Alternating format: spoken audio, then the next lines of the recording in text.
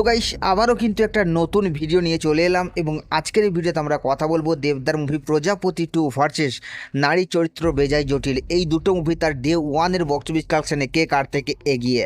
তো hey guys, welcome back to my channel. আমি আছি আপনাদের সঙ্গে মিঠুন আর আপনি দেখছেন আমার ইউটিউব চ্যানেল এমবি স্টুডিও।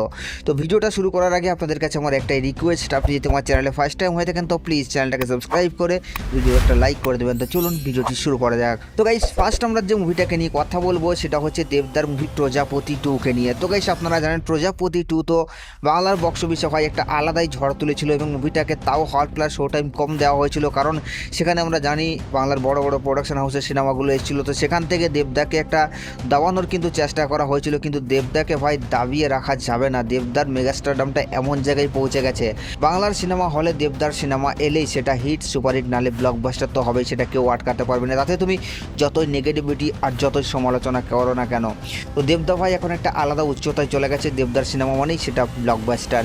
তো প্রজাপতি 2কে কেন্দ্র করে যদি আমরা কথা বলি, প্রজাপতি 2 এর কিন্তু রিভিউ রিয়াকশন মারাত্মক লেভেলের ছিল এবং এখনও পর্যন্ত মুভিটা যে হারে টিকিট সেল করছে সেটা আপনারা জানেন।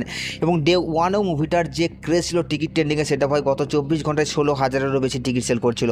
তো সেদিন থেকে ভাই প্রজাপতি 2কে তো আটকানো সম্ভব। তো এখন যদি আমরা কথা বলি তো ডে ওয়ানে প্রজাপতি কত টাকা আয় করেছিল, তো গাইস আপনাদেরকে জানিয়ে দিই প্রজাপতি তার ডে ওয়ানে এসে বক্স অফিস কালেকশন করেছিল প্রায় 1,10,00,000 টাকার মতো। তো গাইস এই মুভিটার বক্স অফিস কালেকশন নিয়ে আপনাদের কি মতামত আপনারা নিচের কমেন্টে অবশ্যই জানাবেন। এবং সেকেন্ড আমরা যে মুভিটাকে নিয়ে কথা বলবো সেটা হচ্ছে রিসেন্ট রিলিজ হওয়া মুভি অঙ্কুশদার super duper most awarded comedian movie নারী চরিত্র বেজায় জটিল। তো অলরেডি মুভিটা বড় পর্দায় চলে এসছে। মুভিটা টিজার ট্রেলার গানগুলো দর্শকদের কাছ থেকে ব্যাপক হারে রেসপন্স পেয়েছে।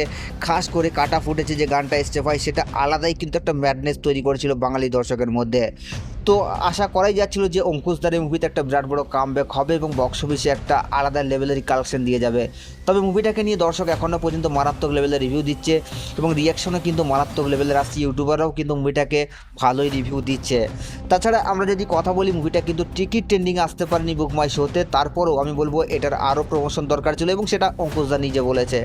তো এখন যদি আমরা দেখি সেই তুলনায় কিন্তু মুভিটার রেসপন্স মারাত্মক লেভেলের ভালো সাফল্য পাচ্ছে, মুভিটাকে ফ্যামিলি অডিয়েন্স ব্যাপক হারে ভালোবাসা দিচ্ছে। তো এই মুভিটা তার ডে ওয়ানে এসে বক্স অফিস কালেকশন করছে প্রায় 24 লক্ষ টাকার মতো, এটা কিন্তু গ্রস কালেকশন। তো গাইস এই দুটো মুভির বক্স অফিস কালেকশন নিয়ে আপনাদের কি মতামত আপনারা নিচের কমেন্টে অবশ্যই জানাবেন।